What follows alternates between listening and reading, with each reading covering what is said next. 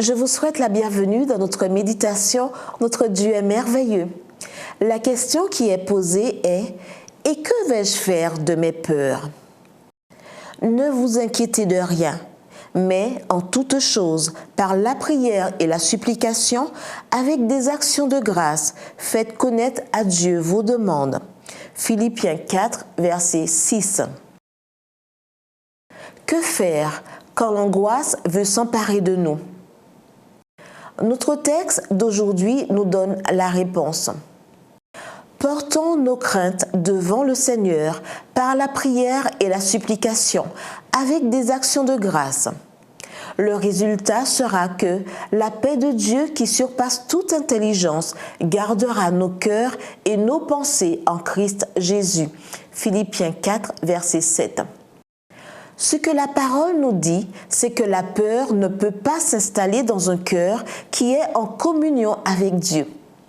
C'est ce que Julie Griswold a appris lorsqu'elle et son mari ont servi comme missionnaires au Cambodge pendant les années mouvementées de la décennie 1990.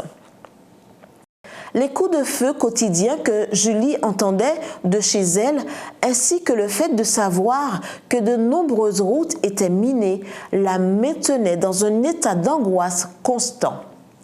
La situation est devenue si difficile pour elle qu'un jour, elle a demandé à son mari Scott de retourner dans leur pays. La réponse de Scott l'a surprise. « D'accord, lui dit Scott, nous rentrerons. Mais avant de faire nos valises, je veux que tu fasses quelque chose. Chaque fois qu'une pensée effrayante te vient à l'esprit, apporte-la à Dieu dans la prière et remplace-la par une promesse biblique. Si, après 2 semaines, ce plan ne fonctionne pas, nous rentrerons aux États-Unis. » Peu convaincue, Julie a accepté la proposition. Lorsque la peur s'est à nouveau emparée d'elle peu après, elle a prié et remplacé sa mauvaise pensée par 1 Jean 4, verset 18 qui dit « Il n'y a pas de crainte dans l'amour, mais l'amour parfait bannit la crainte. » Lorsqu'une autre fois, elle a réalisé qu'elle avait peur, elle a prié à nouveau, répétant les paroles de 2 Timothée 1, verset 7 qui dit « Car ce n'est pas un esprit de timidité que Dieu nous a donné, mais un esprit de force, d'amour et de sagesse. » C'est ce qu'elle a fait dans les jours qui ont suivi. Lorsque les 2 semaines de tests ont pris fin, Julie ne voulait plus rentrer chez elle. L'histoire raconte qu'elle et sa famille sont restés au Cambodge 5 ans de plus. Qu'est-ce qui a provoqué ce changement?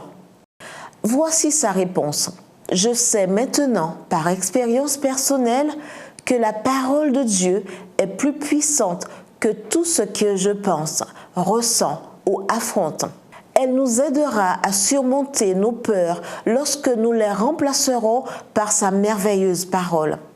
Alors que vous commencez cette journée, avez-vous des craintes dans le cœur, des inquiétudes ou des angoisses? Si oui, pourquoi ne pas les amener au Seigneur dès maintenant? Prions. Bon Père, au nom de Jésus, je te confie mes craintes. En retour, donne-moi la paix qui surpasse toute intelligence. En ton nom. Amen.